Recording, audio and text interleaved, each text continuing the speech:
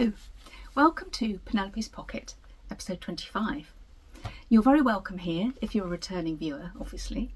If you're a new viewer, you're also very welcome, and I hope you stick around to see if you like the sort of things that I show and hear about the things that I talk about on my channel. Called Penelope's Pocket because I have a small bag making business called Penelope's Pocket. Penelope is actually my daughter's name. My name is Sarah. You can find me on Instagram as Ascanius. There is a link below. That's my personal account, and also as Penelope's Pocket, where I share the bags and things that I've been making. I hope that clarifies that I am not Penelope. I am just Penelope's Pocket.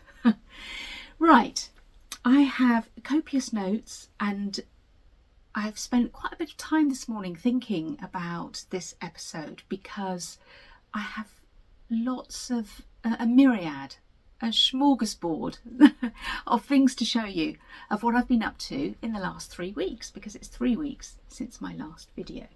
So I think we'll crack on to what am I wearing. Despite the fact that it's getting warm, it's been cool today, I have put on my pink mohair jumper that I've shown as a finish. I've been working on it and I've shown it as a finish on my videos. This is the first time that I've actually put it on. It's been hot here. I talked about it a lot in the last episode, and it'll probably come up again in this episode because we really are having a very prolonged hot summer here in the UK. So, and this is a very warm jumper. It is the Sadie top. I can't remember who the designer is. I actually did a pattern search on Ravelry because I had an idea in my mind of what I wanted to make. So I used their search feature and searched for the thing, what I was looking for. And this pattern popped up and quite a few people had made it. So this is the one that I went for. I'm really pleased with it. It fits me really nicely. I like the shape of the neck. I like the bell-shaped sleeves. There was a special row just before you cast off that stops them from rolling. It's a bit cropped. I like cropped things. There's the same row here so it doesn't roll. I talked about the fact that it's a very easy pattern but difficult to work with because you're working with a very, very fine yarn on really quite big needles, and it was difficult to start off. But yeah, I am very pleased with it. It's got lovely shaping. I'm not entirely sure about the colour. Why I wanted a pink fluffy mohair jumper, I don't know, because for me this is a very summery pink. It's like a candy floss pink, and it's just been too hot. It's been too hot to wear it. This is the sort of jumper that you would want to wear on a May morning, a May day, when it's sunny and it feels like summer is on the way, but it's still cool. And we didn't have that May this year because in May we had a heat wave. So I haven't worn it. It doesn't feel autumnal to me, so I don't think I'll wear it probably until next year. But I might actually make another because I do like it. Not really liking the top I've got underneath it, but who knew I didn't have just a plain white camisole? I have to sort one out. I made this in drops, and I can't remember what they call their mohair yarn. Anyway, drops mohair yarn. It was on a special offer which they do from time to time. It used 3 balls. I can't remember how much it was a ball now. It wasn't, I think it honestly cost me under £10 to make. I can't, oh, I've got my knitting book. Let me just look. I will get my facts right. £9.60. £9.60 for the yarn. So, yeah, fine for an experiment. And even if I only wear it a few times, on a cool May day in the upcoming years. But I am thinking that I might use a better quality yarn and do it again in a more practical colour. So Oh, that's only part of what I'm wearing actually. I'm also wearing a skirt that I made. Oh,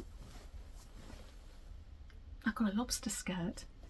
I will insert some pictures here of me wearing it.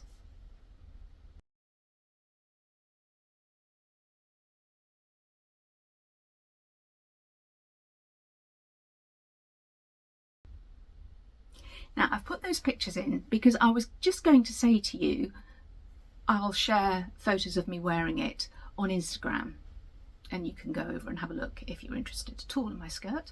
And then I thought to myself, well, maybe that's a bit like me in Facebook, because I'm not on Facebook. I've never been on Facebook. I've never even looked at Facebook, and I'm quite happy with that.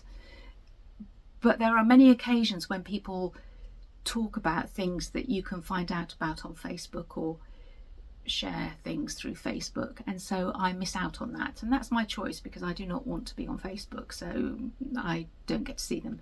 But there could be people out there who feel that about Instagram, so I've put those photos in so that if you're not on Instagram and you do want to see my skirt, you can see what I look like. Well, not what I look like today because I'm wearing it on a different day. Anyway, that's going off at a tangent here. The skirt is part of my Camp Nobody Cares, which I talked about in the last episode. I've been doing quite a bit of dressmaking, so that'll come up a bit later. But I think that probably covers what I'm wearing today.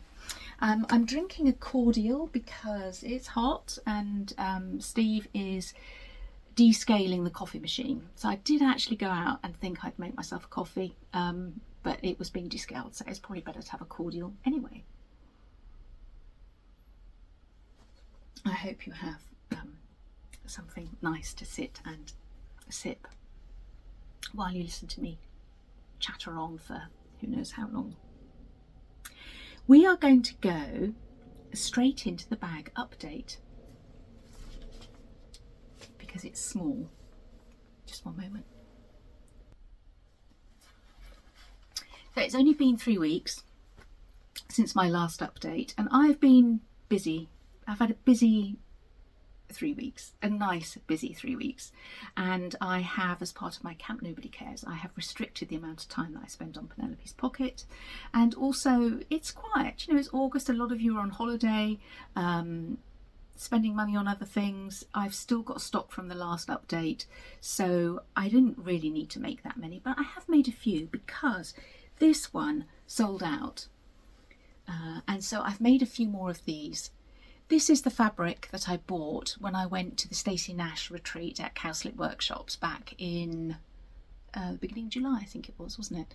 And so I made some of these for the last update in this colourway, and they all sold, and so I have used up the last of the fabric and I've made some more of those. Now I haven't made thread keeps to show you, but the thread keep is one of the little chicks. I think I've got enough fabric to make a thread keep chick. And I've also used up all of the other colourway that I bought, which is this one. And it has the same lining. And ask me which is my favourite. I don't know. I like the black because it's quite, yeah, I like the black. But then I look at the cream and I think, oh, I do quite like the cream because I really like the way I like the black hens. And I feel that the filigree sort of decoration on things stands out a little bit more on the cream than it does on the black. Do the tomatoes stand out more as well? I think the tomatoes might stand out more on the cream. Anyway, oh, and they've got this one here. I've made a mercerized cotton cream tassel, and this one here has the wild alpaca fluffy tassel. They're quite different they have different personalities, different fibres. And then, well, this one called me. I'm dreaming of autumn. Are we nearly there yet? Is it nearly autumn yet? And who doesn't need a pink squirrel bag? This has a fir tree green, sort of very dark green wool tassel. But she's lovely, isn't she? And inside a very, very pretty floral lining. When I was working on these, I feel that this would be a nice colour combination for a colour work sweater top. This mustard and this shade of pink, it's very, very different from this pink. It's a very different sort of pink. I really like it with the mustard. And then there's like a dark teal, but also a minty green. I don't know. I'm liking the colours, and I'm thinking that I'm going to make a record of these. I'm going to go through. I've got a Jameson and Smith, or is it Jameson's? Anyway, I've got a Shetland yarn shade cards. They're separate. They're lots of different cards, and I might go through them and pick out some colours and make a note of this combination because I really like that. As I said, I haven't made thread keeps to show you, but I will do before the update, and they'll probably be one of the flowers from the interior. So that's all the bags that are coming. I have one piece of old stuff, and it's really lovely. Where's my board? Because I might need that. I have a Morclinware needle book, I'm going to call it, and it is the transfer printed scene variety. They have such a lovely shine on them. It's reflecting the light from the window. The view is of Bowness in the Lake District. It's a little bit, it's been used. It does have a little, I mean, it's not perfect. I mean, it's what, 1860s, maybe something like that, mid-Victorian.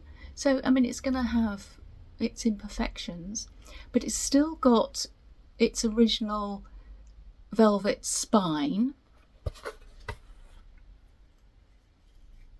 and it's still got its original interior in a really gorgeous camellia pink silk. It's dirty around the edges because it's old, and I am not touching it. So on the inside you have, these are little slots for those little tiny packets of needles that you used to be able to get. There is a needle in there. It's the finest needle. I mean, good luck with threading it if you wanted to use it. It's tiny, and there are a few compartments there for needles. And then it has, I mean, it's well worn. This is how it came to me. So it's a wool, couple of pages. There's, I wonder if you could get, that was for something. I wouldn't like to say scissors, it's too tiny for scissors. And in it is another very fine needle, a modern pin, a thick old pin, and an old machine needle. It has silk tabs here, here, and one here. And I think that maybe you slotted something through those and it kept it closed. That's what I'm thinking. I don't know. But anyway, that's a bit of old stuff that I've added to the website. And thank you to everyone who has been buying my old stuff. It's really nice to send it off to nice homes. So yeah, a bit of Morclinware added. So that's the update. We're done. Let's do what's in the bag. So, where shall I start? Let's start with knitting. I always start with knitting, don't I? This time I've actually brought my sock knitting bag with me. I took it out of my handbag just so that I could show you that I have done, not a lot, but I've done a few rows on the socks that I'm knitting for Steve, probably for, possibly for his birthday actually. This is a pattern called Simple Skip Socks. It's a free pattern on Ravelry, and it really is my go-to sock pattern for him. It's not looking great there, but it's a really nice fit. because it's a rib, it hugs his leg, his ankle, so it gives a really nice fit. I've made these slightly longer than I usually do because they're to go with a particular pair of boots that he has. The pattern is very easy. And I count those, so I make a note of how many of that crossed over stitch, very simple stitch for socks, how many of those for the leg and how many for the foot. But I have increased my usual number for the legs, so they will be slightly longer. And I take them out and about with me, so I just do a couple of rows. But I'm thinking I really ought to just sit one evening, because I could finish that, and it's taking me quite a long time really, because I'm only doing a few rows here and there. So I'm knitting those out of a very inexpensive Drops Fable long print yarn. What's the nylon content? 25%. So he's very, very hard on his socks. They won't last him that long anyway, even with 25% nylon, but that I've been working on. The other knitting that I have, I showed you last time, in this bag. Oh, and actually I've just seen it hanging there. This was a really lovely gift from Anne, who made this for me, and so she put knitting ball, words, a ball of yarn and some needles on it. It's a beautiful glass butterfly, and it's on a lobster clasp, so I thought I'd just add it to my knitting bag. Thank you, Anne, seeing that in use. This is Big Love by Ankstrick, and I am making this for Isabel for her birthday. I talked quite a bit about it last time, but sometimes I get questions if I don't say everything, because I have to remember that not all of you watch me all the time, and so there's a fine line between getting really repetitive but also making sure that I say enough so that if this is the first time you've ever watched me, you have the information that you might need if you really like this pattern. So this is made using this is a tumbleweed moment. What's going on with my brain? Lopi. Lopi yarn, but I'm not using Lopi. Not because Isabel doesn't like it, but because I like the combination of these two yarns together. So I'm knitting it with a strand of Drops Air, which is blown yarn. That means that there's a netting, and a machine takes the fibres and literally blows them into the net, and it pokes out and becomes fluffy. In my experience, the Drops one doesn't wear very well, but by holding it with another yarn, and this is Drops Flora, that helps stop the fluffing up, in my experience, and knitting it at a slightly tighter gauge also stops it from fluffing so much. So I'm knitting on, I mean, if you're a knitter, isn't it annoying that the sizes wear off of the needles? It is annoying, isn't it? It's really annoying. I don't know what I'm knitting it on unless I check my book.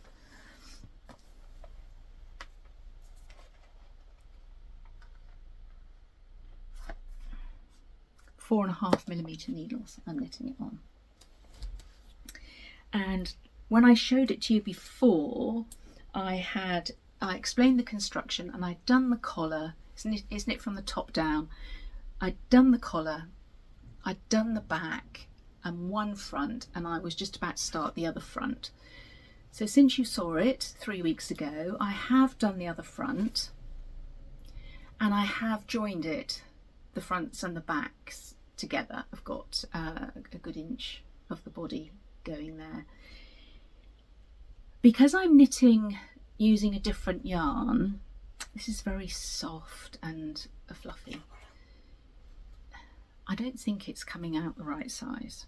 because I've shown you the picture, it's very oversized, and although that looks huge, it's actually, I'm a bit worried that it's a bit smaller than it should be, and because it's smaller than it should be that way, I felt the arm opening wasn't deep enough. Although I knitted the arm, the length as said in the pattern for the size that I'm knitting, because I haven't got the width here, the arm opening is going to come higher up the arm. In the picture, I think the arm opening is down here somewhere. Mine is going to come higher up the arm.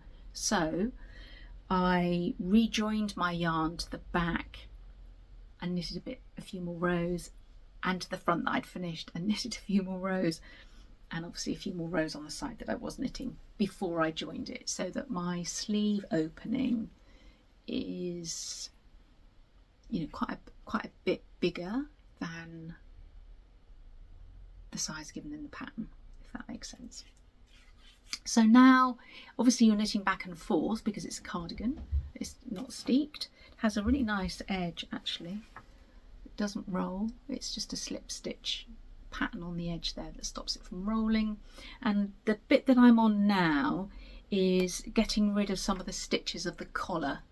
So every few rows I do a decrease here, obviously on both sides, so that the collar is getting smaller up to a certain size, and then you knit it to the length you want it. Isabel's birthday is the end of September, so I think, you know, I'll have to focus on it a bit and do, obviously knitting on quite small needles really, so it's taking me a while. Hopefully I've got enough yarn.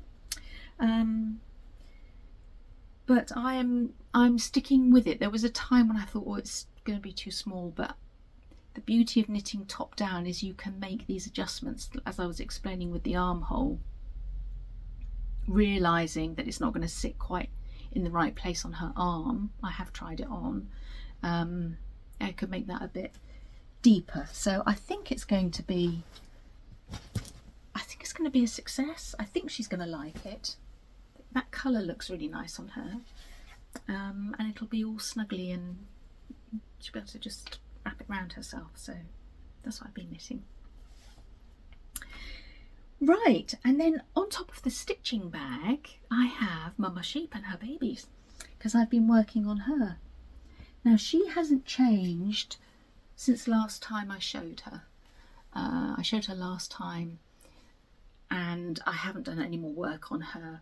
I haven't coloured her cheeks in yet, but I think it was actually Roz that suggested I use a colouring pencil and practice on a scrap piece of fabric first, which I think is a really good idea, and I will do that to give her a bit of pretty blusher. So that's Mama, and so I don't think I hadn't finished, had I? I'd done quite a bit of work working on her babies. So this is, I've managed to get this is a Chiswick company kit that I bought through Etsy, yes, and obviously from America. And the kit says that you can make a mama and her lamb, but I was very economical in the way that I cut the mohair, so I've made 2 lambs. So this is the first lamb that I've made.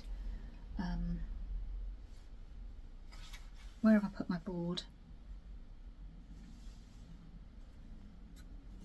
I must have put it down there. Oh, sorry. So, no legs yet. I did French knots for the eyes.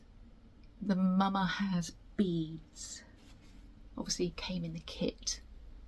Mama has beads for eyes. And I probably have got some tiny beads somewhere, but I'm lazy, so I couldn't be bothered to go and find them. So I just did a couple of French knots for the eyes. So that's one. And then the other one I have finished. This is as per the pattern, and he is asleep, so he's got little sleepy eyes. And in the kit were white pipe cleaners that you had to wrap with white florist's tape. So I bought myself some florist tape. I think it just came from Amazon, which didn't really quite know what it was or how to use it, but basically it's like a paper tape covered in what I would imagine is a fine wax coating. So as you have to slightly stretch the tape, and I think it must warm up in your hands, and then the wax fuses to itself. So they are well and truly coated, those pipe cleaners, with the waxed florist tape or whatever it is. And so he is sitting down. Now, of course, I only had enough pipe cleaners to do one. So that's still on my to-do list. I have to order some pipe cleaners so that I can do his sibling, and his sibling, because he's got his eyes open, will be standing up, so I won't bend the pipe cleaners. In the pattern it says to use sticks for the mama sheep's legs, but I think somebody did suggest match sticks, which I thought was a very good idea, but they are I think they're a bit too big for a matchstick. I need bigger legs than a matchstick. So I think for the mama, I'm just also going to use pipe cleaners, but just instead of using, I think there's 2 in each leg. I might make that 4 so her legs are a bit thicker.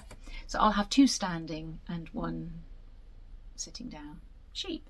So I've had fun doing those, and I've got quite a few of those Chiswick Company kits that I need to make a start on and get on with. Right, put my board down and remember where I've put it this time. What's next? Oh, my stitching bag. So I've still got my strawberry bag that I made for the Cowslips workshop. And so let's go through what I've been up to in here. Sorry, let me just have a look. In no particular order, I think is the way to say it. No introduction needed.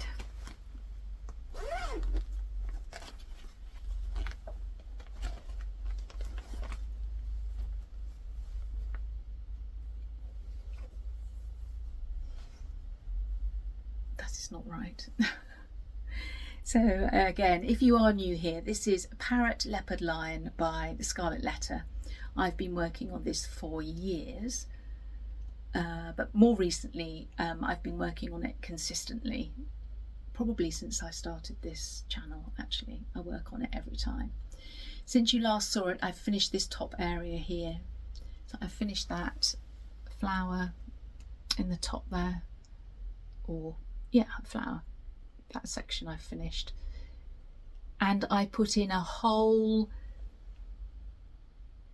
I don't know what is the word, a whole hank, that's too big a word, there must be a special word, of DMC for the background. So I have brought, I'm pleased with the background progress actually. I've brought the background, all of this area here, right up here, right up to the top of that leaf there, is now done. It's because it's so tiny I can't really see, but hopefully you're seeing it on a bigger screen and you can see that I'm really pleased with that progress of the background there. And I also came down here and started filling in this side of this flower. I don't think none of that bit there had been done, so I filled in that bit there, and that was a whole hank of DMC. And I've just spotted that I've left my needle. Where have I left my needle? There it is. Because I think there are 2 empty stitches there, and I didn't want to start another hank off, but how easy would it be to miss those and not do those 2? Is it 2? Yeah, literally 2 stitches. So when I pick this up again, I will, between now and the next episode, I will try and get another hank of DMC into the background, and I will make a start on the last big motif there. So that's Parrot Leopard Lion. That's you know, that's quite a few days working on that for that sort of progress. This is something that I, at the beginning of the year, said that I want to have a finish on this year. I'd like to finish this project this year. But, you know, I'm optimistic that is doable. Next, this is the bag that I made to take to the workshop. And so in here is Penelope's pocket. So this is the retreat piece, you call it, don't you, that Stacey Nash designed for the cowslip retreat. And it is a pocket. Is it called a pocket? No, it's called a sewing fold. But I'm calling it Penelope's pocket because I'm going to make it like this. But Penelope, who I showed last time, where are you, Penelope? She's up there. Is going to live in here. This is going to be her little home. And I explained last time, very quickly I'll explain again, that this gives me, I'm uncomfortable about this because it's upside down. So I'm stitching it the other way up. I turn my pattern upside down. So that will be the top of my pocket, like that. So I put a few days into this, and this is where I am. And I showed you it last time. I showed you the wrong side because my start was so small. I think I had the 2 butterflies in, and I think I was merrily showing you the wrong side. So this is the right side now. And since you've last seen it, I've got these other motifs in here. I haven't finished. Again, a few days. I think I might be a slow stitcher. That was quite a few days to get that done. There is another tree motif here with a bird on the top of it. So that is about the size. But there's a lot of stitching in this. Deborah, if you're watching me, how you finished it so quickly with everything else that you do, I don't know. Because that house must take some stitching. And there's a grass area as well. It's obviously underneath the fold there, but on the pattern you can see there's a grass area. So there's a long way to go on that. But I'm enjoying it. I'm enjoying using the fabric. I'm liking the colours. It's very enjoyable, and so I'm liking that. What else? In my Zarafa bag, I have the Sewed ED ID Summer Stitch Along, and I'm still behind. I caught up in the first week since I last saw you. I caught up, and then another part came out, and it's not a big part, so I thought, well, you know, we'll do that in the next day or so, and I didn't. And now another part's come out, so I haven't even seen last Thursday's. So I don't know how far behind I am now, but I had caught up. Just behind again now. Now this is where I am. I haven't quite finished the points on this motif here.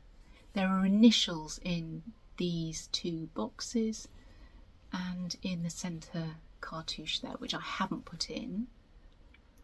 But I have put the date in there, and it does ghost a bit. I don't think I chose my fabric as wisely as I could have done. I wanted this.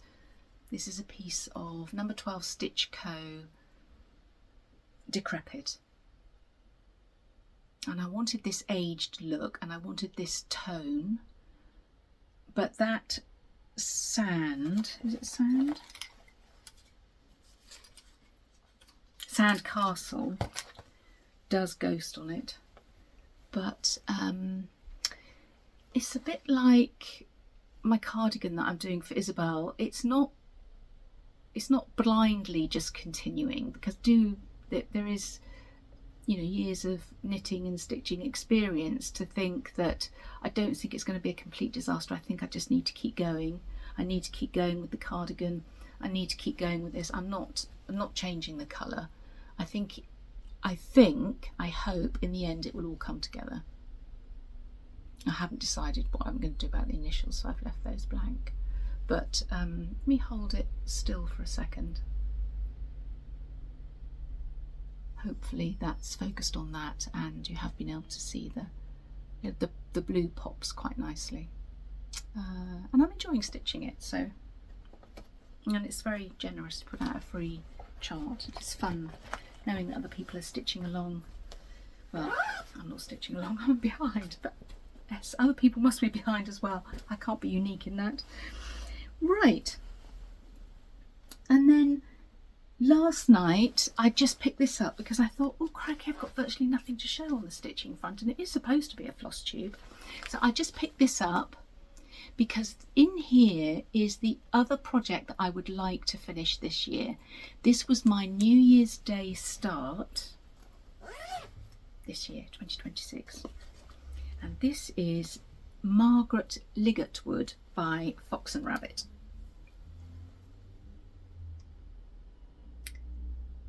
And this is where I am with this one. Last night, so one night stitching, I picked it up and I started to put in, make sure I'm showing you the right side, the flower on this side. So this really lovely flower here on this side, I started putting in this last night to even up the top bit. And because I had some of the white thread left over, I did some more stitching on the house. It's not good, you know, it's not good to for me to pick up and put down these things, because I get out of the flow of stitching, and I spend quite a long time just studying the pattern, thinking which bit am I going to do next. So I decided to work on that flower because I could finish off this side and get it more in keeping with this side. I didn't want to do the over one verse, so yeah, that will have to be for another day. And then I moved down to the house and I had to spend quite a long time sort of looking, thinking, well, what bricks am I up to? And then I realised that I'd made a mistake. I was just looking at it then actually in the camera, because I had taken this dark brown right down to the red, and when I looked at the back I couldn't just take out that one stitch, I'd have to go right the way back, which I'm not going to do. And so I've actually stitched a white stitch over the top on this side, and I'm pretty happy that I think I've got away with that. Don't tell anyone. So yeah, just one evening, but I won't put this away now. I think I will continue over the next few days. I'll try and get those flowers in, maybe do a bit more on the house, because it was my plan at the beginning of the year to have a New Year's Day start and finish it at the end of the year, which is something that Sarah from Champagne and Stitches has done, and I thought that's a good idea. I'll have a go at that, and so I am. What else is in here? My book of days is in here. Where are we? August, aren't we? So stick it up. I've got some more things to add to it actually. My knitting book is in here, thank goodness, because I've referred to that a couple of times since I've been talking to you. Oh yeah, I have been doing some sewing and I had quite a lot of fabric left over, and I've got a piece of Tana lawn here which I'm going to make a hanky out of. And I also have my Biscore nest in here because I've gone blank again, haven't I? I've been communicating with the lady that watches me. Anyway, hello, I'm going to stick your name down here. Who also has this pattern and is going to start it. I think Jackie at Comfort Stitching and a couple of other ladies are also working on these Biscore nests, and I just need to get out there. I need to get out the threads and I need to find a piece of fabric, but it's in there because, well, I guess it's a plan. So that's it, empty bag. So that is the what's in the bag section. I'm going to have a drink. I think it might be a long episode.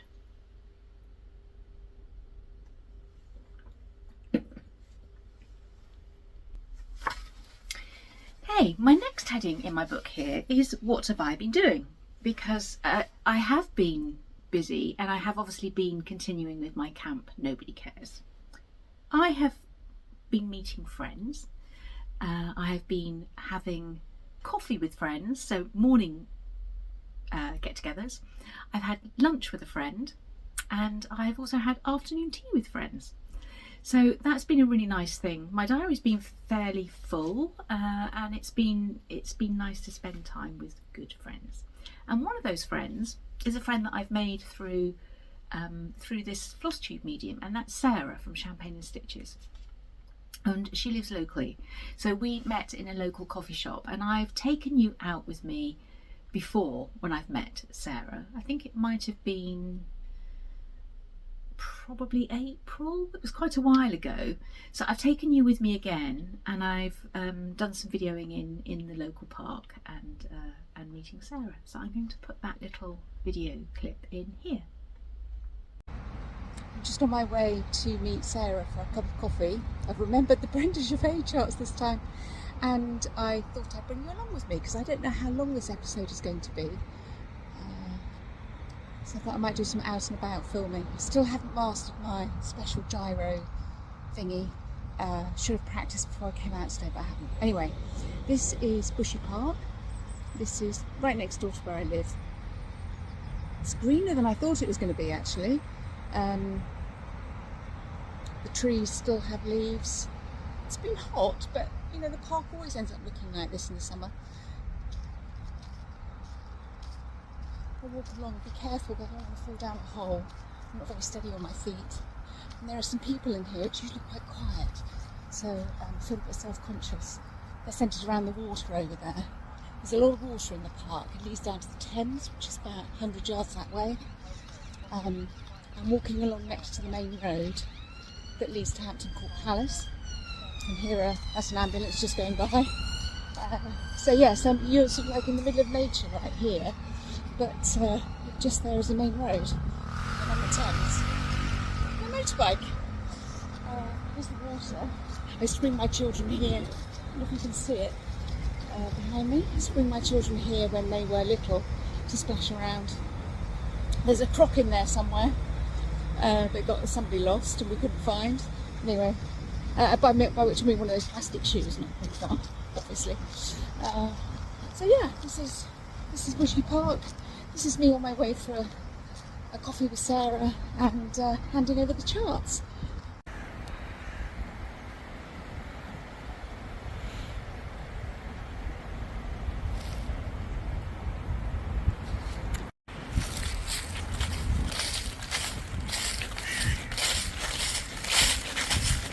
Crisp and crunchy leaves.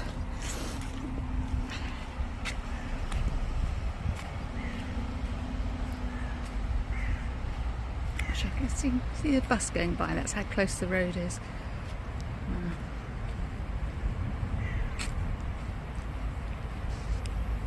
Okay, so here we are. It's Hampton Court Green, Hampton Court Brown, as far as the eye can see. Next to the road I keep talking about. The palace is just up there. Over to the right is Hampton Court Bridge that crosses the Thames, and I'm meeting Sarah in a coffee shop just the other side of the bridge.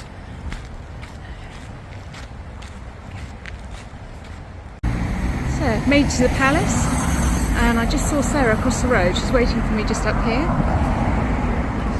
I know she doesn't mind being on camera because she's got a Flosstube. She is hiding behind the tree. Right, that's it for today. So, I've met Sarah. I have been reading my books at breakfast time. Half an hour in the garden with my breakfast and one of my books. Now, in the last episode, I said that I was going to work my way through some of my old Rowan knitting magazines. That hasn't happened because plans are there to be broken, aren't they? What has happened is that I have read 2 books in the last 3 weeks, and the first one is a book that I've shown you before because it was a birthday present from a friend. And it's this one, May Morris Designs. So I thought I'd just talk a little bit about it. I really enjoyed it. Obviously, my career, my job was in... I was the antiques buyer at Liberty, if you don't know. And that was very much the arts and crafts movement. And we did sell Morris & Co. antique furniture. I never sold a piece of May Morris embroidery, but I know in previous years, before these things became prohibitively expensive, May Morris was, her original embroidery pieces were definitely sold by a previous antiques buyer at Liberty. And I have seen, and yeah. So anyway, it was very interesting. My friend bought it for me, knowing that I am into my stitching now. But obviously this is also just very my sort of taste. So what have I got to say about it? I guess it's a sort of a book review. I don't know this lady personally, Lynn Hulse, but she must be a stitcher, because I feel that this is written for somebody who is a stitcher, because it goes through... I made some notes so I don't miss anything out. It goes through a bit of May Morris's childhood history, how she... I might have to cut this bit out. I'm not starting this very well. I will have to cut this little bit out.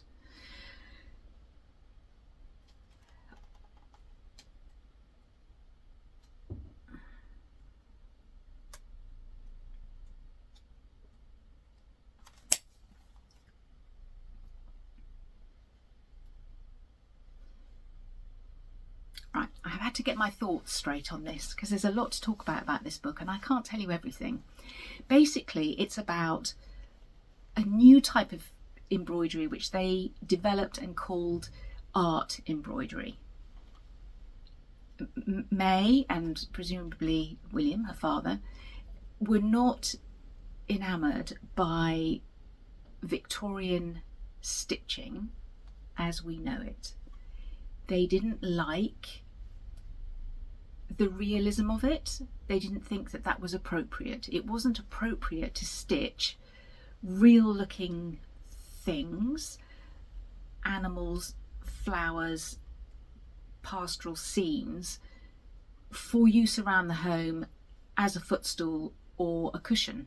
They felt that it was a completely inappropriate way to decorate your house. So the premise behind the art embroidery, and I think the Royal School of Needlework was called the Royal School of Art Needlework, so they're all involved in this rethinking of embroidery and furnishing and decorating your house. And they harked back to medieval times. So a lot of their designing, a lot of the ideas about design came about looking at 16th, 17th, 18th century English stitching and taking that as inspiration of how they felt embroidery should be, the direction it should take at this time. And they looked a lot at medieval books and manuscripts and floral illustrations. That's how the sort of designs developed. So that was very interesting. The book talks about the materials that they used and how those materials developed, because there was a big emphasis on using the best quality materials, things that are going to stand the test of time and not fade because you're putting a lot of work into it. And they really disliked modern, at the time, modern chemical dyes, and there was a move back to using more natural dyes and softer colours. So there is information in here on the fabrics that they used to stitch on, the threads that they used to stitch with and the stitches that they created their designs out of, all of which was really interesting. There was a really nice bit in here which basically was saying that it's all about good design and good use of colour, and that the stitches and your ability as a stitcher mattered less than your ability to have a good design and a good choice of colour. Because if you've got that, if you've got a good design and good colour choices, it doesn't matter if your stitching is not so brilliant, it will still be a wonderful thing. But if your stitching is wonderful, immaculate, perfect, but your design and your colour choice is not good, then it is a disaster. That's basically what they felt, and I could be inclined to agree with that. And they liked things to be simple. It was about simplicity. So it wasn't about your virtuosity as a needlewoman doing all sorts of complex stitches. It was about keeping it really simple, really clean lines, really simple stitches, really good colour choices, and not realistic cabbage roses and all the rest of it, but there was a call to go back to a more antique sort of flowers. I made notes actually. Old-fashioned flowers is the term that they used, such as tulips and dianthus, honeysuckle, wild rose, which obviously has much fewer petals, periwinkles, poppies, very simple flowers with simple outlines and the fewest shades possible to create the best possible effect. So, and then yes, then it goes through describing the stitches. It's in conjunction with the Ashmolean Museum. There's a history in here of her designs and where her designs have been stored, kept, which museums have them. But the Ashmolean have quite a lot, and in the back of the book are all the drawn designs that as a stitcher you can use, and information here about how to download those and resize them on the Ashmolean website. So for example, this piece of embroidery here, which I really liked, sort of like a canvas leaf on this side. I spent quite a long time looking at that, thinking, could I do that? Could certainly give it a go. In the back of the book is the pattern for it. Is that showing? I hope so. And as I say, on a website which the book gives you details of, you can resize that, get that, and give it a go. So thanks very much. I know my friend watches me. I've really enjoyed reading this, and it was good food for thought on not worrying too much about how perfect your stitching is, but thinking about the materials that you're using, and that it's a design that you love, I suppose. Actually, talking of my friend, slight tangent. I apologise if you're getting lots and lots of adverts while you watch me. She tells me she gets loads of adverts, and every time I pause or gather my thoughts or take a breath, they throw in a load of adverts. So she's like, don't stop speaking, Sarah, keep going, otherwise they're going to throw some adverts in. I can't do anything about that. I don't understand enough about YouTube to know why almost from the beginning my episodes do get filled up with adverts.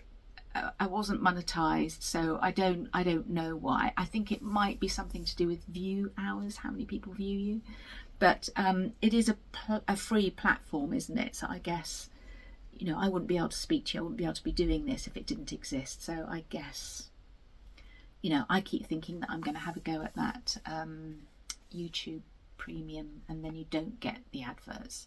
I mean, please comment if you do that, and it's worth doing so that you're not bombarded with adverts all the time.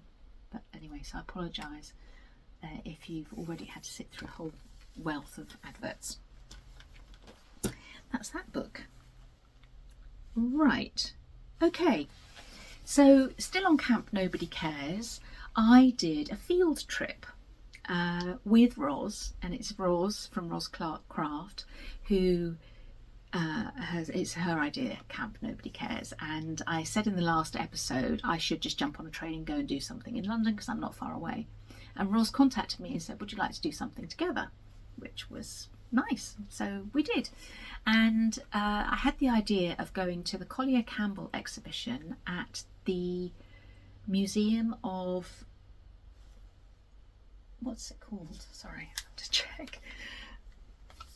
Fashion and Textile Museum, at the Fashion and Textile Museum. I had seen it advertised on Instagram some time ago, and it seemed like something that Roz would enjoy. I knew that I would enjoy it, and so we went together. So I'm going to come clean here because Roz has been incredibly sweet, diplomatic in not mentioning that I was very late, because although I had the correct meeting time written in my diary and I bought a ticket for the time that we said that we would meet, in my head we were meeting an hour later than I thought we were. So poor Roz was not only having to wait for me, I think she looked at some other things in the museum, so that was okay, but more importantly I think she thought that I had forgotten or wasn't turning up, and so I feel almost embarrassed to show this video that I took of our day out because I had such a lovely leisurely time getting there while Roz was waiting, wondering where I was, and I'd switched off the alerts on my phone because I was doing a bit of filming, so I didn't notice that she was trying to get hold of me. So another sorry. But here is a video of my field trip, and lots of pictures at the end of the exhibition, and then I'll talk about it. I'm on a field trip. Come up to London, just got off the train at Waterloo, and I'm walking across to the Thames. I'm meeting Roz. We've booked tickets to go to the Fashion Design Museum. Don't think I've been there before. Careful I don't get run over. Okay. And I thought I need to avoid the underground at all costs. It's spontaneously combusting down there apparently. So I'm walking to the Thames. I'm going to get the Thames Clipper. A couple of stops. Up river. Is it up river? Down river? I don't know. Up river I feel. To HMS Belfast. Get off there. According to my map, that's the best place to stop. So I'm just walking towards the London Eye, where I can get on the Clipper. Negotiate the people, and I'll turn you around so you can see me. And there we go.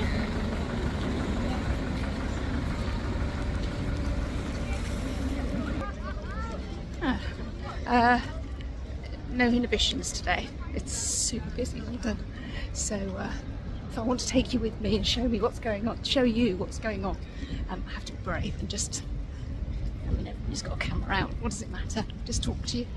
And here we go. I'll film again when I'm on the water.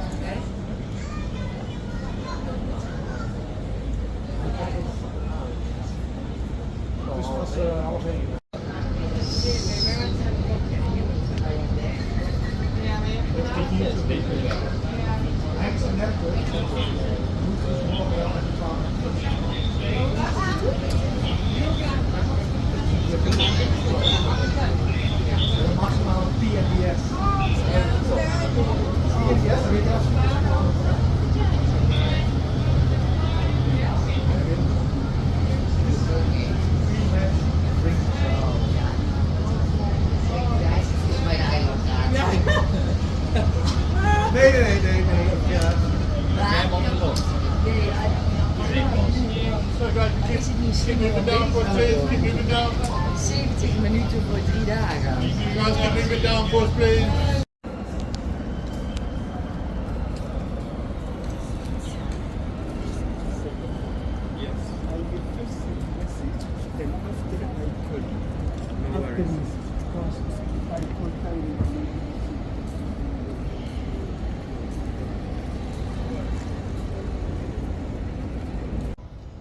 God, it's hot.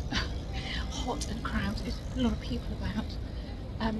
I'm not far away now, and I can see that there might be somewhere here to sit and eat. And I brought lunch with me, so I'm going to do that now. I don't know what this is. Courtyard Cafe, King's Venues at London Bridge. Oh, King's College London. I don't see why we can't go in there. I might go and find somewhere shady in here to sit down and have a bite to eat. Here we go. I'll turn you around.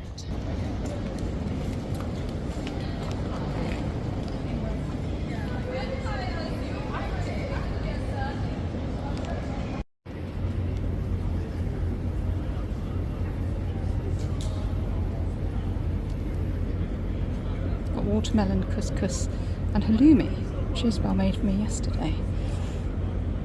And a lovely view. I love the juxtaposition of the very old and the very new in London.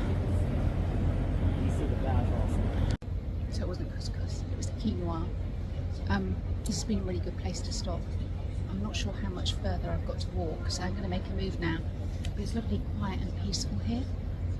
I walked through Borough Market to get here, and part of me thought that might be a nice place to stop for lunch. It was heaving with people. I'm actually really shocked how busy London is on such a hot day.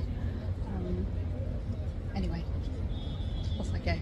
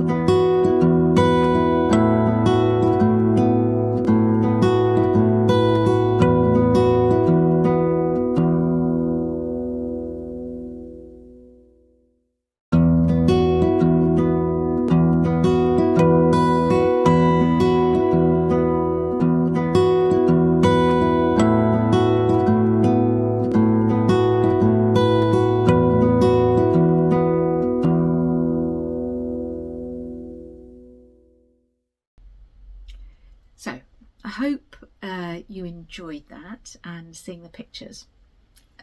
We went for a coffee afterwards. We found an air-conditioned coffee shop.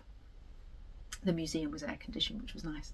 We found an air-conditioned coffee shop and we just sat and chatted, and we could have, I'm sure, chatted for hours. It was really, really lovely to spend time with Ros. I think we both knew that we would get on, and it would be really nice to do something else with her. In fact, I think she's going to come along to the Stitch Sugar workshop at the Stitchery Sisters. So it'd be really nice to see her again then, and hopefully we'll do something else at some stage in the future, because I really enjoyed my time with her. So in the shop after the exhibition, because it's always a shop, isn't there? Ros and I both felt that you would really want to buy some fabric.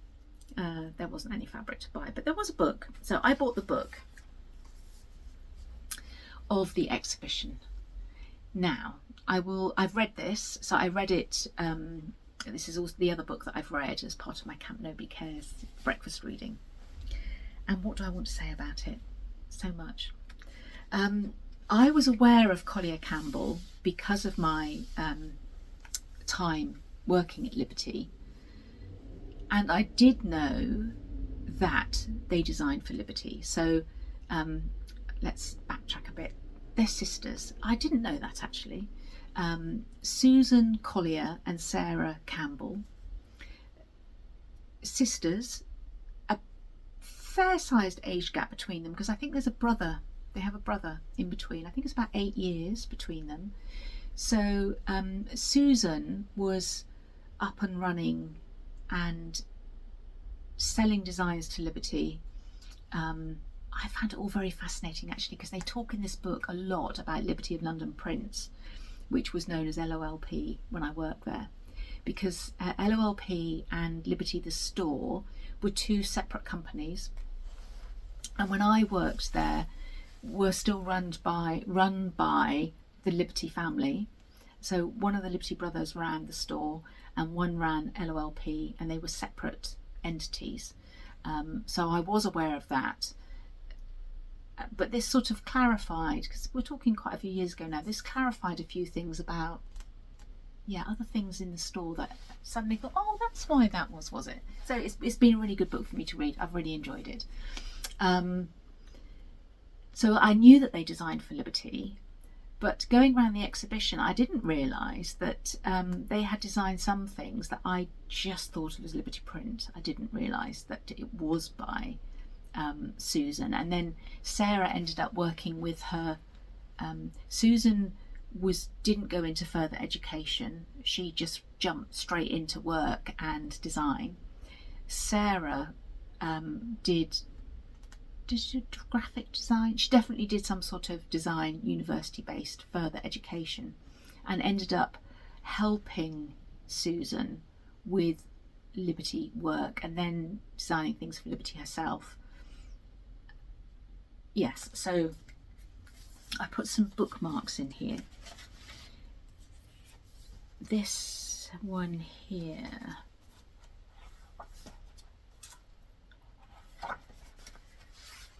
for me, is a very well-known Liberty print called Bauhaus. It was designed in 1972, but when I was working there was still a bestseller, and I didn't realise that they had designed that.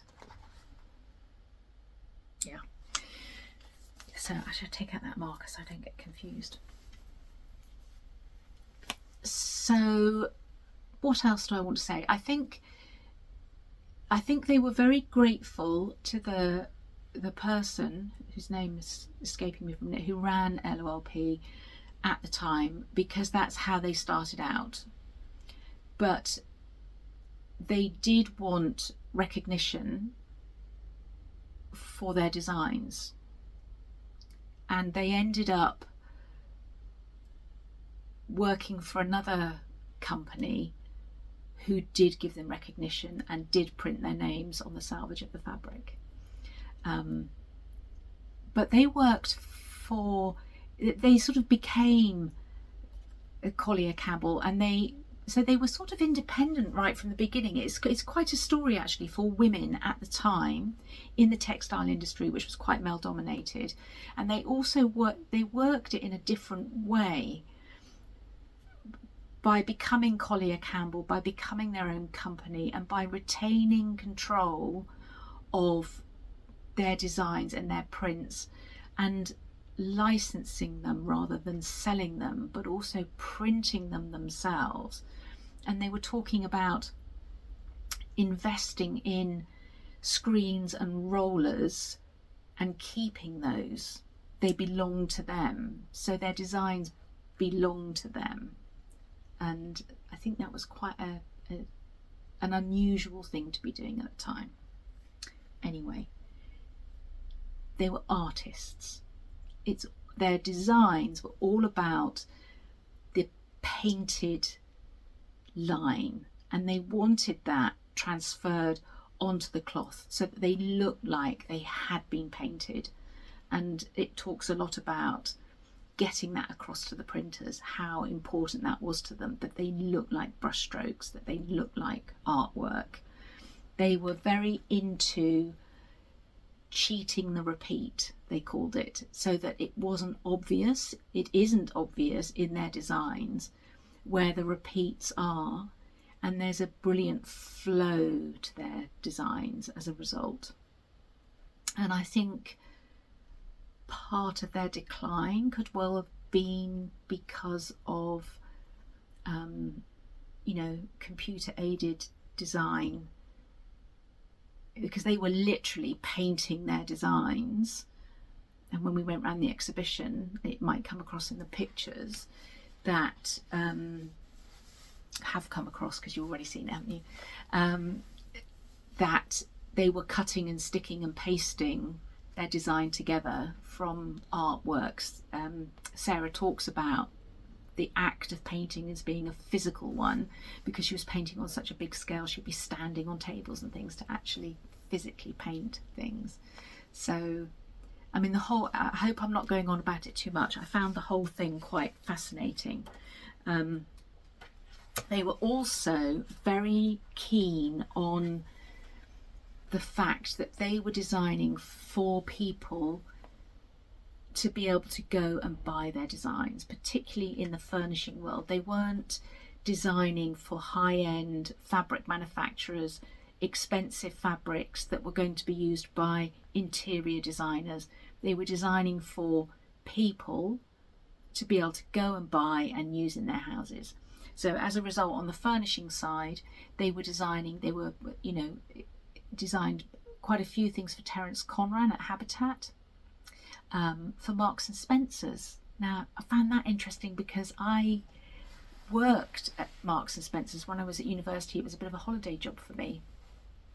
And so there was a reference in here to a design that they did for Marks and Spencer's. And I thought, gosh, I remember that. Was that Collier Campbell? So they were there, they were on the high street, they were designing for Habitat, they were designing for Marks and Spencer's. What other names did I come across? They designed for Jaeger, the fashion house. They designed for Cacharel, the French fashion house. And that rang bells with me because Liberty sold Cacharel garments when I was working there, and Cacharel used Liberty print fabrics, because I've already said Liberty of London Prints was a separate entity. So Cacharel, the design house, would buy fabrics from Liberty of London Prints, and then presumably Liberty the store would buy those garments from Cacharel to sell in the store. So that was another name that cropped up from the past, and I thought, oh yeah, I remember that. So I found it very interesting. So affordability was really important for them, and there was a lovely quote about design. Hopefully I've earmarked it here. Let's have a look. Yeah. Good design should be available for everybody. It costs just as much to draw, engrave and colour a bad design as it does a good one.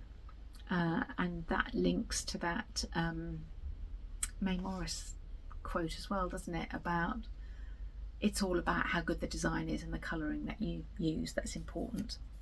So there were links between these books that I was reading. What else have I earmarked? In America, because I know a lot of my viewers are American, they did a lot of designs for Martex.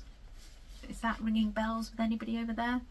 Artex, quote, the art of making a bed. And that apparently was big in America, and it was really big because, I'll read you a bit from here. Oh, actually I'll show you a picture. You will have seen a picture, because I definitely took a picture of a bed, but this is a very familiar look to me. And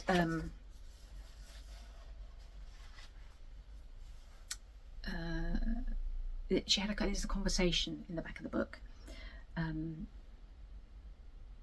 So it wasn't duvet covers, because apparently in America you didn't have duvet covers when we did here. Oh no, it was everything. In fact, a duvet cover was not even on the list. They didn't have duvets then. That was a very modern European idea, and it was introduced much later. And the American business was incredibly important to us. America was actually where we made money from royalties on bed linen, because luckily there are so many beds in America. We got to design big beds with plenty of product. There were pillowcases and frills, dust ruffles, comforters, undersheets, oversheets, bed shams, pillow shams, accent cushions and neck rolls. Everything. There was everything in the market back then. So there we go. So that's a little bit for my American customers. I wonder if you can remember that. And I'm just going to sum up, probably much better. I'll read you a little bit from the book. I hope this is okay that I'm sharing this. But this sort of sums up the whole thing, this paragraph. Collier Campbell is the story of two sisters who shared the same vision, the same artistic language, and the same passion for painting and textiles. Their talent was fostered and nurtured from early childhood within a family that both encouraged and gave space for creativity. Over many decades, Susan Collier and Sarah Campbell survived the ups and downs of the economy and the textile industry, as well as shifting tastes, remaining consistently productive and successful. Their exuberant painterly patterns, which challenged the strictures of the repeat, defined the predictability of full mechanized rotary. Defied the predictability of full mechanized rotary printing, with their constant commitment to the energy of the hand-painted mark. Their approach to design, grounded in the 19th century tradition of William Morris, in a practice of pattern making based on observation and nature, but with markedly different results. Also found inspiration in colourful textiles from across the globe, bringing Mediterranean warmth and exotic colour to the world of interiors. Yeah, one of the first photos in that compilation that I did was of Middle Eastern handmade clothing they were inspired by. There's a lot of talk in here about them being inspired by just the view out of their window, and this has been my bookmark. This design is called Room with a View. Sarah painted this from her imagination when she was unable to go on holiday. This is the room that she would have liked for her holiday. There's a lot about painting flowers, painting what's outside, painting what they can see from their window. Yeah, I hope that's been okay for me to share all that with you. It was a great exhibition. If you're able to go, it wasn't expensive. I think my ticket, you didn't have to pay VAT for the summer months, so I think it was £10. Definitely worth it. It's on until mid-September. If you're in the UK and you've got some free time, you could perhaps still go.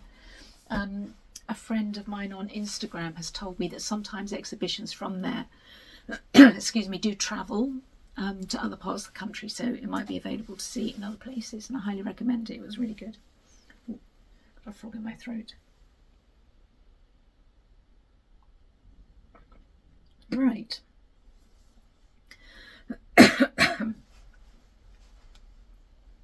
Finishes.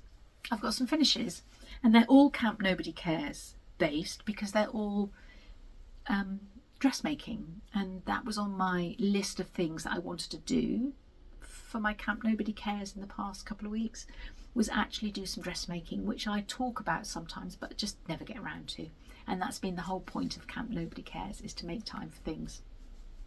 So I'll start off by saying my skirt that I showed right at the very beginning and that I'm wearing now was partly inspired by Roz, actually, because I was watching Roz and she showed a piece of lobster fabric, and I love that, and it made me think of the Schiaparelli exhibition that I went to. I mean, obviously it's nothing like the Schiaparelli lobster dress, but I felt I needed a lobster garment in my life. So I did say to Roz, where did you get that fabric? But I had Googled it and found it before she got back to me, because I was that determined to have it. I bought it in a different colourway, this white colourway. And in my mind I saw it as a skirt, and I've made this skirt a few times. I know you've seen it. I'll just quickly show you if you are a sewer or a dressmaker. It comes from this book, which is the Merchant and Mills workbook. I've made a few things from here, and the skirt that I made is called the Salt Marsh skirt. Yeah, so that's it in the workbook. really easy. I actually made it in a day. Oh God, it's so nice to start something and make it and finish it and pack it all away in a day. And I think I wore it the next day for the first time. It's so not like cross stitch. Yeah, so they recommend that you make it with a drapey linen. This fabric is a blocked print. I think it is a hand blocked print on a very fine Indian cotton. I've also made it in silk, so I've made it once in a Liberty print crepe de chine silk that I'd had in my stash for probably more than 20 years, and I've also made it in a Nanny Inro silk and linen blend, which is quite drapey, and each time it's been very successful. It's very wearable, it's very cool. I also made the puff sleeve top. No, I can't have made it the last time I saw you. I'll show you quickly. I'm not wearing it, but I have worn it. So I made this out of some tumbleweed Rifle Paper Company fabric, dress fabric, and this, very pleased with. Simple makes. I'm into simple things. I have made complex things in the past. That is an assembly line pattern that I've made numerous times before.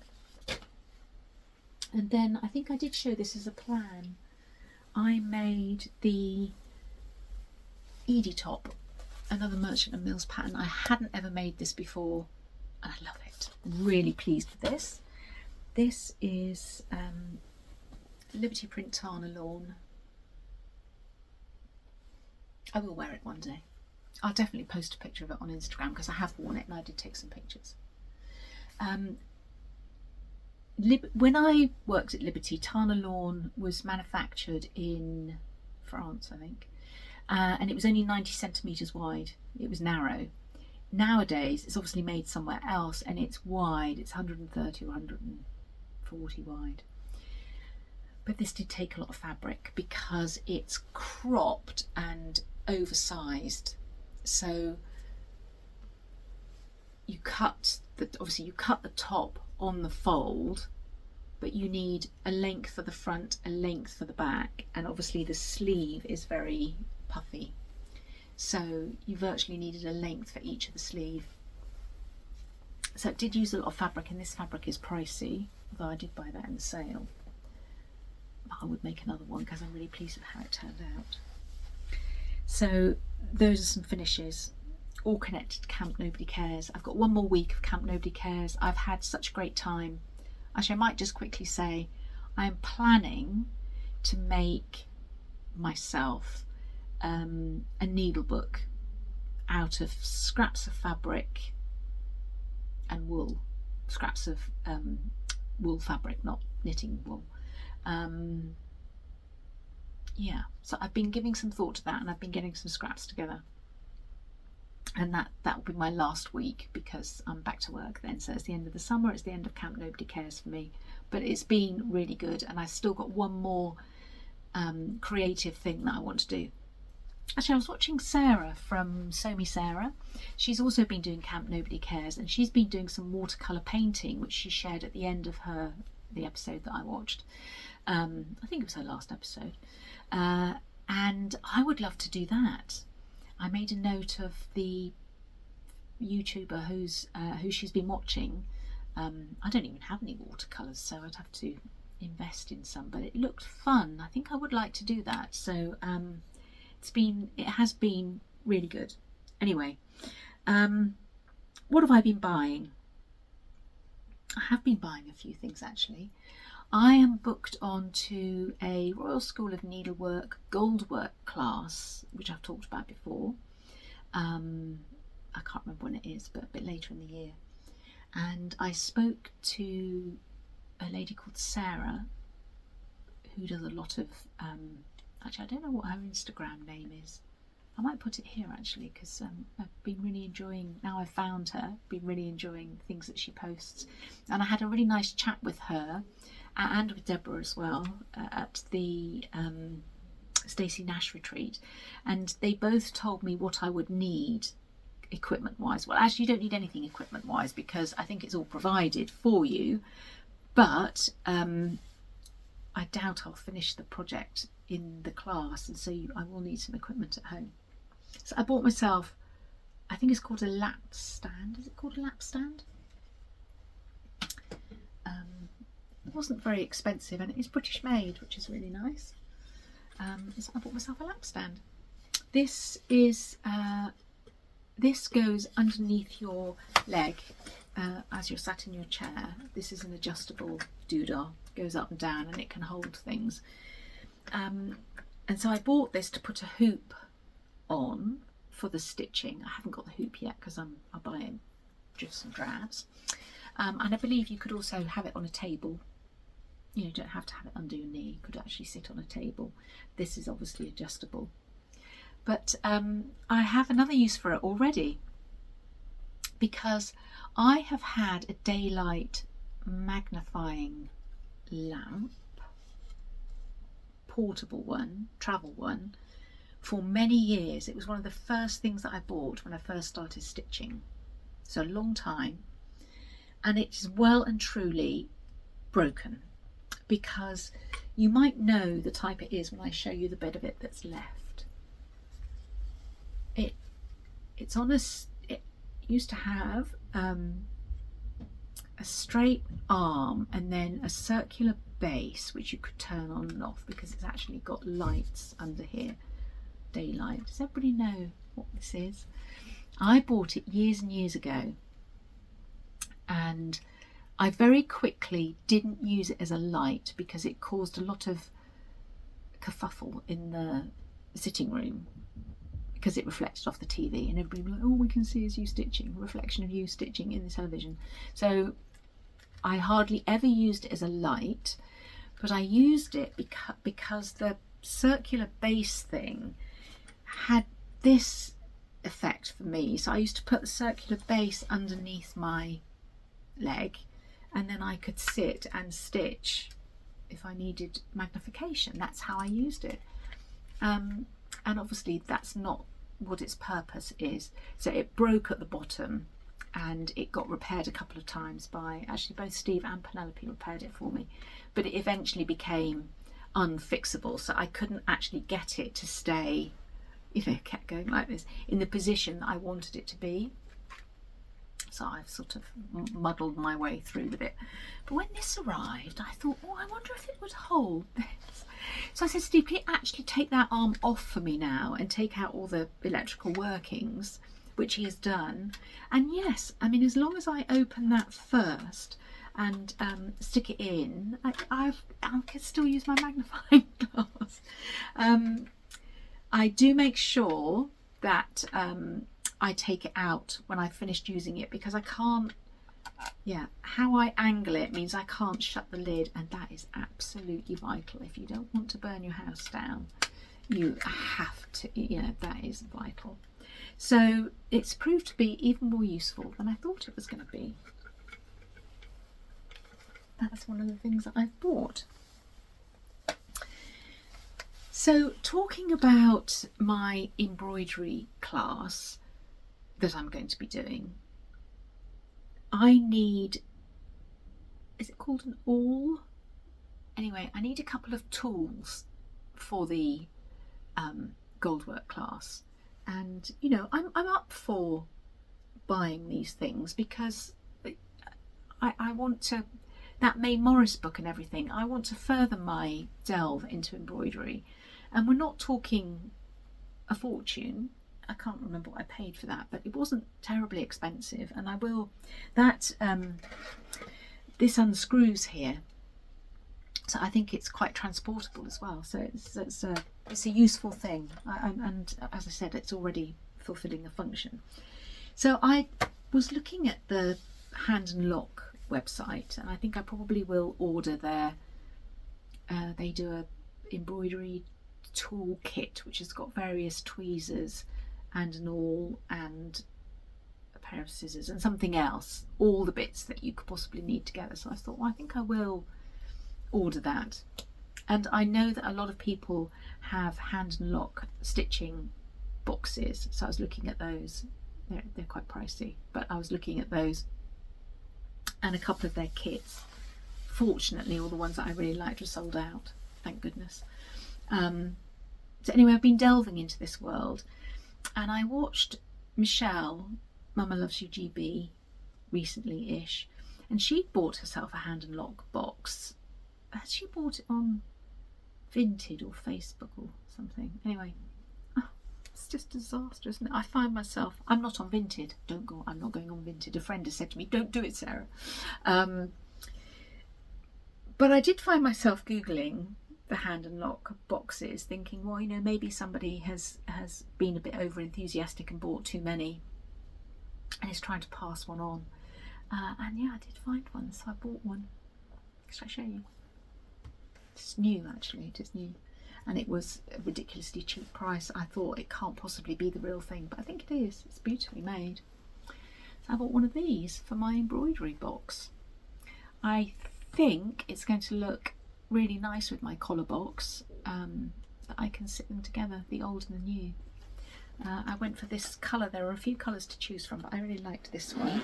It's not quite as orangey as I thought it was going to be, which isn't necessarily good for me because I like bright colours, but it does have a lovely Liberty print interior, and it is Tana lawn because I know my Tana lawn.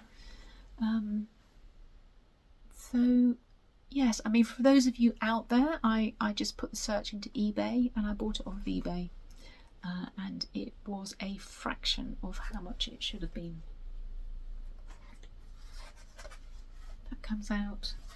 It's got boxes. You probably know what they're like. I've already put a pair of scissors in because I had those and they matched. So yeah, naughty but nice, I think we're going to say. So I bought that. I am very much looking forward to my gold work class, and I think you can keep your materials in here as well. So I bought that. I bought a book on Amazon because it's an out of print book, and I think I'd put it in my basket in the past and it's sold out, and I wasn't distraught, but I was on there the other day and it was available again for well, it was under £5 including the postage.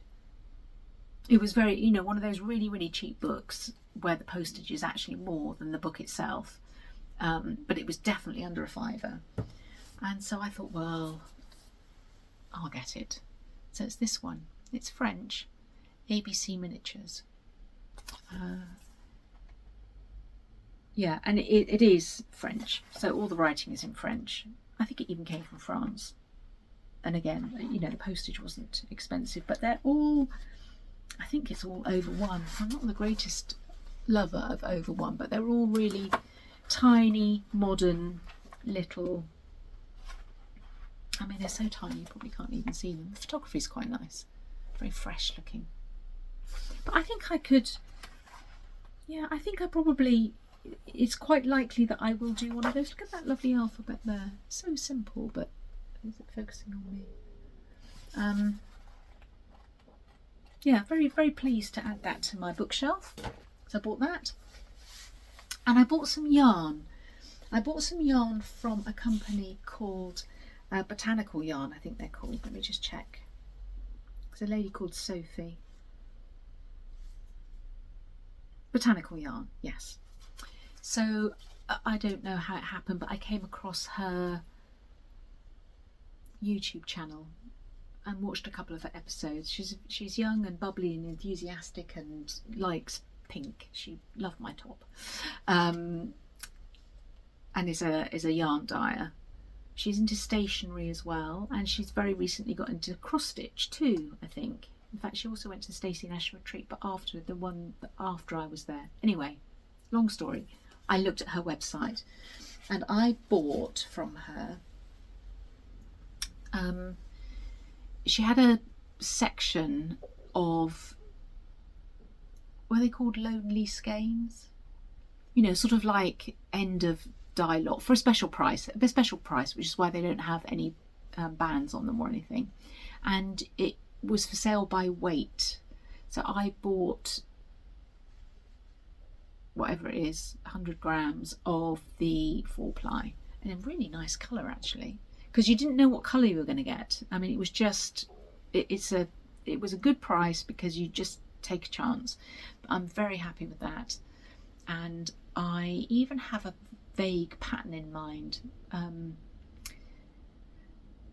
Yeah, I'll talk about it another time, but I think I can get a short sleeve colourwork yoke sweater out of this, and I've seen one with a nice florally design on it, so I just need another yarn to put with it. So I bought those and I was very pleased with the colour because, as I said, don't know what you're getting. And I also bought this one here, what's it called, Pampas Grass. So this has a neon nep fleck in it. Hopefully, I don't want it focusing on me, but I can't see very well. Hopefully you can see that there's a neon colour in there. That's her band. So, I mean, you know me, I'm a single skein like this, I'm always thinking about a ranunculus. Unfortunately, when it arrived, it is the sparkle base, so it's got some stellina sparkle in it, and that's not really me. It came with or without the sparkly bit, and I did order the one without the sparkle, and I got sent the one with the sparkle.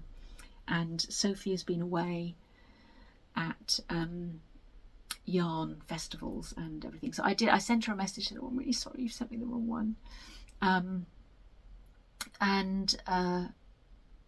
It's obviously, it's been a long wait for her to get back to me, and she actually has just refunded me. So I mean, I doubt very much she watches me, but if on the small chance that you do watch me, I am phenomenally grateful. That was really generous of you and completely unnecessary. I'd be happy just to, you know, send it back to you. In fact, it could be that she doesn't have the other one to be able to exchange for me. Anyway, I don't know, but I will use it. I'm still going to make a ranunculus out of it. I just yeah, so I bought that, and I think we're coming to the end. Where are we? Right. I'm going to try not to buy charts. I should be trying not to buy yarn because I've got lots of things to knit. But I have so many cross-stitch charts. I am never going to stitch them all. I need to focus on the wonderful things that I've got. I need to shop from my stash, as I think some people call it. So hopefully you notice I don't buy too many charts. I try not to buy too many charts. There's always an exception, but anyway, life. It just says life here. I had an appointment with my oncologist. Was that last week? She's very lovely.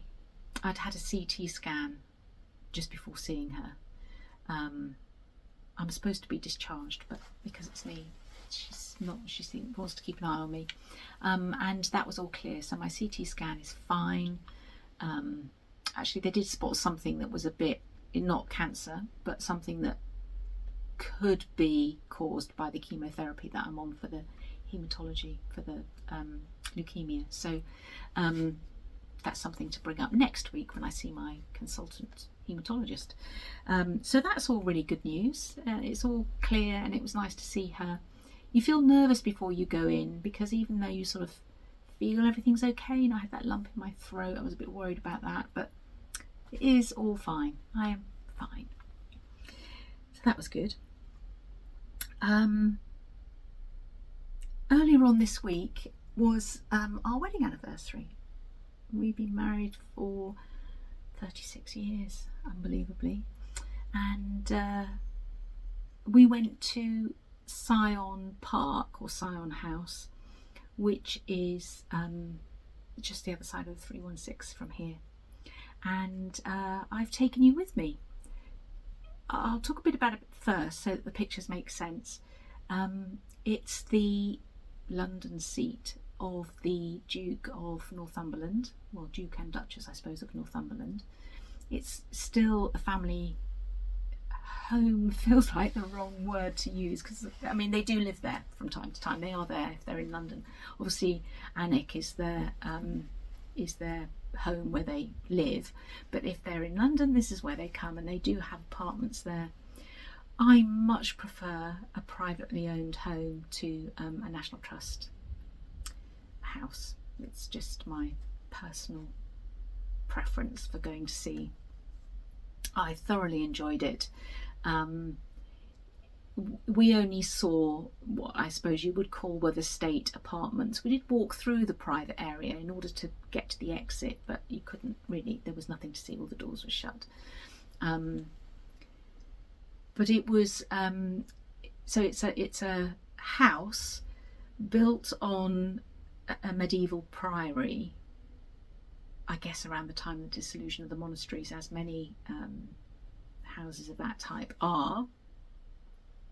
So it was built in the 16th century on the site of a medieval abbey. So yes, that's the dissolution of the monasteries, but it was remodelled and decorated in around about 1750 by Robert Adam, and Robert Adam is a very famous architect, designer, English, actually I think he might have been Scottish, call him British, of that period, doing neoclassical interiors. That's what he's known for.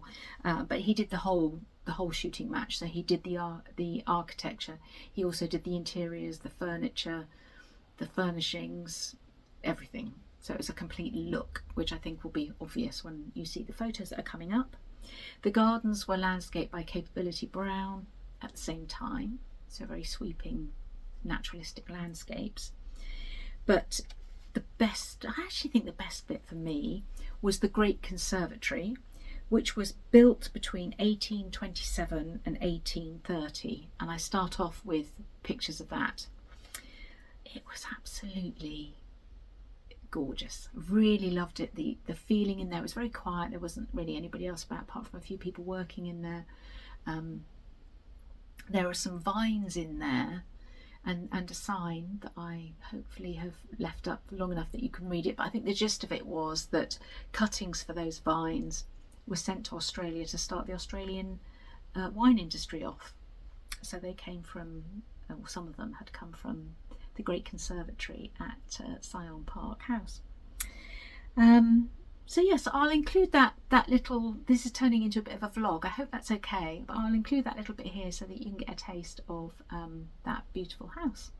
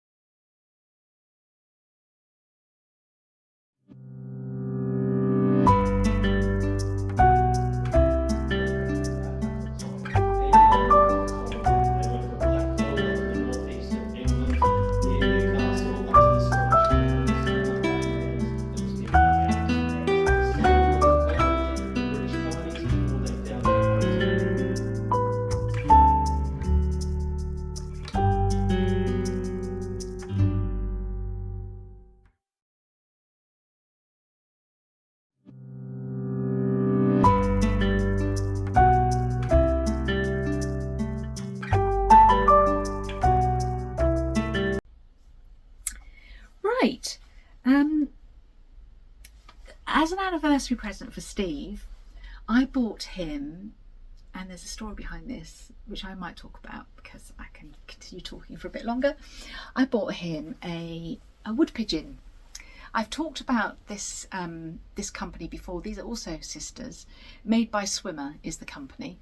I bought this on Etsy. I follow them on Instagram, and they said that they'd made a wood pigeon.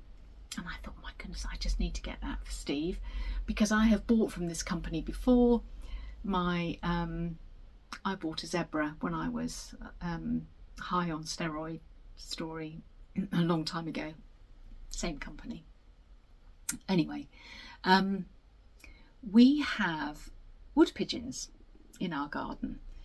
We have a big wisteria all around our house, and every year they build a nest in the wisteria.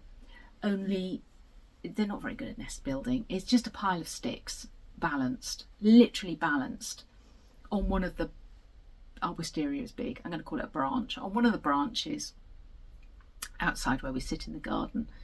I don't think you're allowed to do this, but years ago we used to knock the nest out as they were trying to build it. We'd knock the nest, we'd knock the things out because they're underneath our bedroom window, cooing away, keeping us awake, and because the nests are rubbish. They lay their eggs in there, the eggs roll out, and it's all brick, like a brick terrace out there, and they just smash on the ground. So we've been here for many years. We stopped them building nests, and in the end, you know, one year, a few years ago, Steve said, I just can't be bothered anymore, just let them build the thing.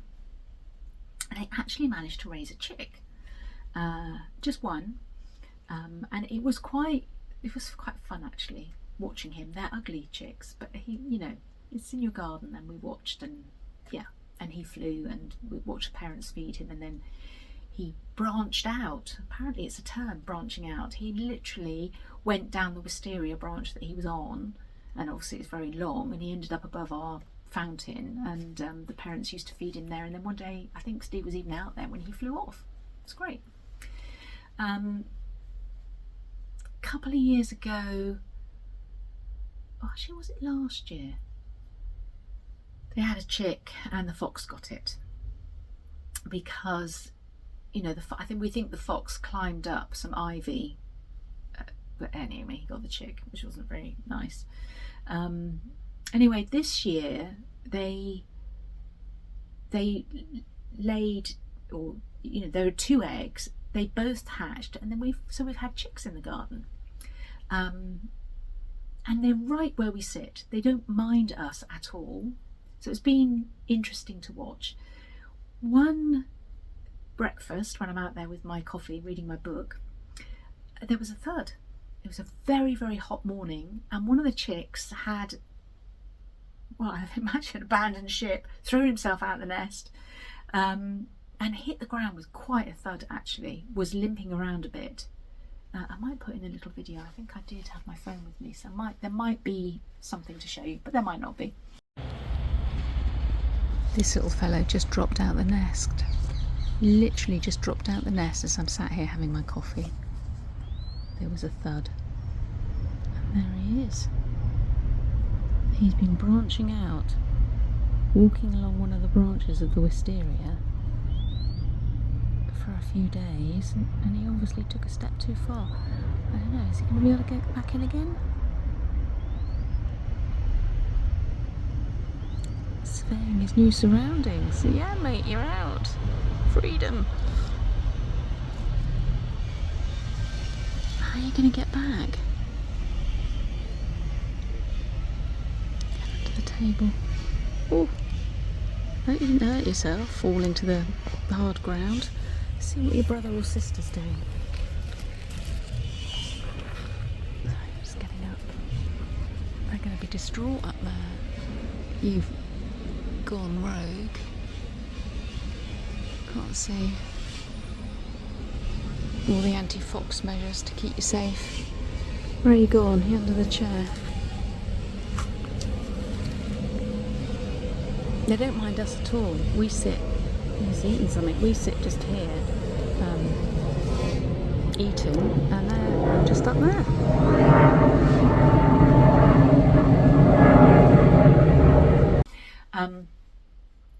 And it wasn't long afterwards that his sibling also jumped ship, but got caught in Steve's anti-fox measures, which he'd put all around the ivy. I did share this on Instagram actually, because we've got cameras all over the house, and there'd been a fox out there one night stalking round the ivy, and so Steve put all sorts of bits and pieces around to try and make it impossible for him to climb up there. The chick got caught in it, and then it was in the ivy, and then it jumped out as well. So both of them were out there on the ground for, well, you know, we thought the fox is going to get them. There are foxes out there every night. I think the first night they were out under a bush, and to be honest, we didn't really sleep that well because we were worried about them. And then we began to realise that the parents weren't feeding them. We could see the parents. The parents were in a bush that we've got out there eating the berries. And Steve said to me, "Have you seen them feed the chicks?" I said, "No." And he said, "Oh, I haven't either." Anyway, some research had been done, and it appears that once they're out of the nest on the ground, the parents don't feed them. If you can pick them up and get them back in the nest, the parents will return to feed them, but not if they're on the ground. And we couldn't pick them up. Anyway, we'd done it properly. Steve researched what they needed to eat, so he made them the food that was recommended. And the poor little things were obviously starving because they just threw themselves at this food and ate the lot of it. Anyway, this is turning into a very long story. To cut it short, we have ended up putting them in Hermione's old chariot, we called it. It's like a dog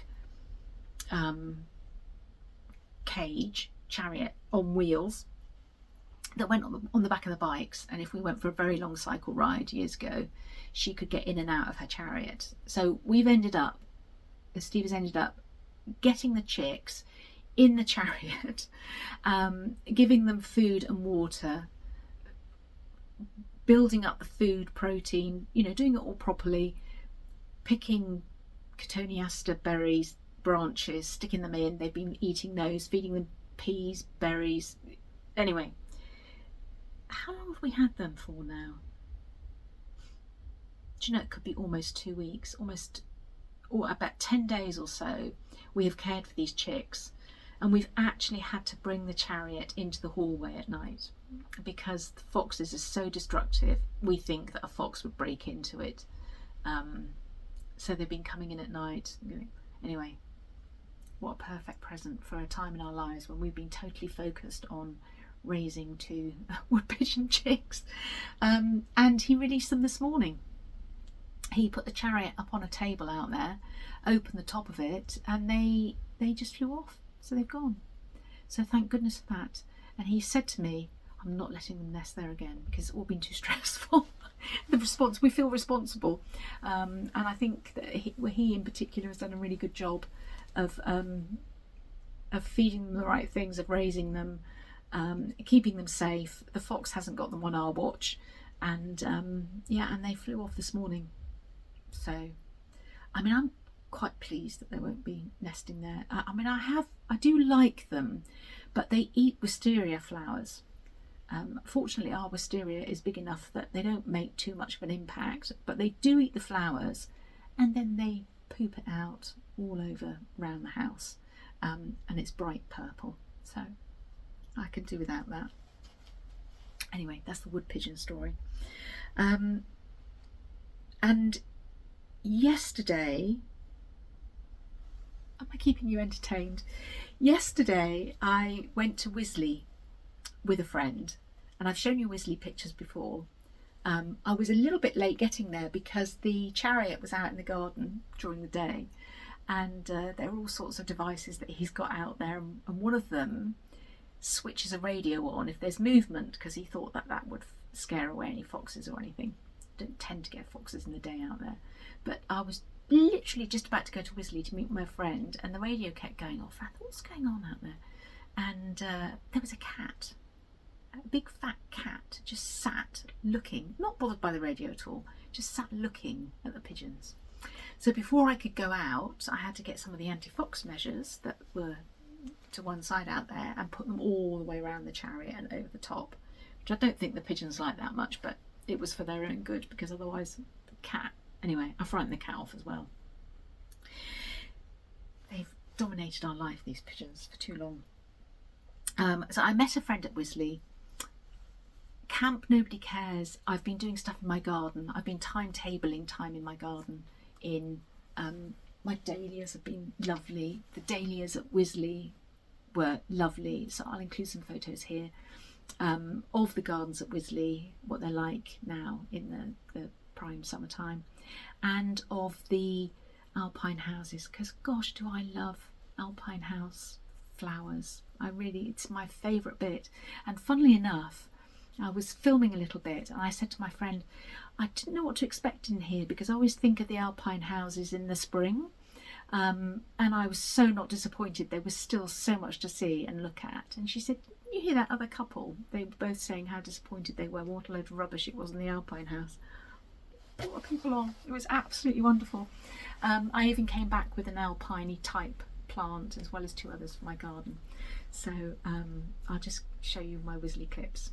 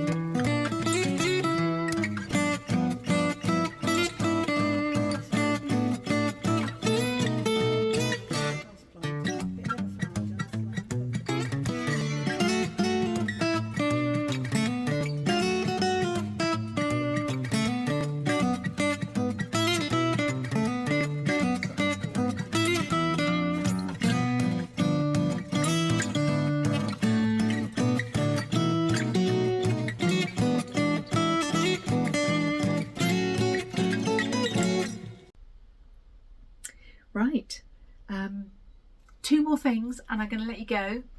I have an old finish because I think it's quite a good thing to do, is to show an old finish each time, and I'll eventually get through them. This is from 2023 and I made it to commemorate the coronation of King Charles III. I don't want it to focus on me, I want it to focus on this. It was a free pattern from Blue Coppice Designs, which is the lady called Bethany. And I've done some of her charts before. And I put Charles III, and yeah, there we go. I don't think I used the colours that Bethany said, I just used some gold. I used some gold thread. Bees. So that's an old finish that sits on a shelf in the hallway, and I've had some stitchy kindness. I'll just end up with some stitchy kindness. A lady called Alison, who I met at the Stacey Nash retreat. I think she's bought a bag for me in the past and watches me. Hi Alison. We had a little chat at the retreat. I mean, obviously there's a lot of people to talk to, but we did have a little chat at the retreat, and we follow each other now on Instagram, and we've messaged a couple of times, and she's very lovely. And she messaged me saying, I've got 2 charts the same. I remember watching Brenda and Laura back in the very early days, and she would say this, and I'd think, oh, it's ridiculous. How can you do that? Yes, I understand it now. I know how you can do that. You love a chart so much you buy it twice. Anyway, she said to me, would you like either the original one or the one that's just arrived, because I've got 2. And I said, that's very lovely of you. I will say yes please, because it's a Stacey Nash animal cracker. Oh, sorry, you're getting a bit of glare on there. I'm sure you all know Olive. So this is just a very public way to say thank you very much, Alison. It was very kind of you to think of me and to send it to me. And you know I love animal crackers, and I will definitely stitch her. Whether I'll stitch her exactly as she is in red, or whether I'll pick another colour, I don't know. But yeah, she's great, and I will definitely enjoy not only stitching her, but stitching her little baby and even the little pincushion as well. So that's it. It says there 1 hour 46, but it's going to be long because I know that I'm adding quite a few bits in. I hope you've enjoyed the bits that I add. Please give me a like. Please subscribe, and all those other things. Hype. It's nice. It's nice. And please comment. I do like to get the comments. I'm not always very good at replying. I'm good when the video first comes out, and I keep on top of the replying, but I know for a fact that I've got some that I need to reply on from the last episode, which I must do before this one goes up. But I do love getting comments and making those connections. Anything you want to share with me, I'm very happy to read and get back to you. I hope you've enjoyed it. I have one more week off, 1 more week of Camp Nobody Cares, and then I'm returning to work after a 2-year absence, and I am really looking forward to it. I have been doing a bit of extra bag making so that I will have things to be able to sell later in the year, even if I'm tired after my working week. 2 mornings.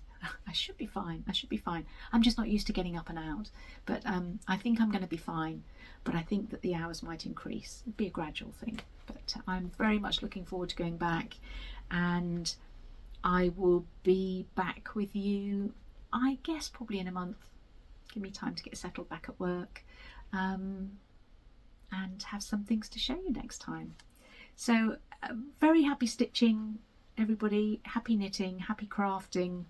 And I'll see you again in about a month's time. Bye.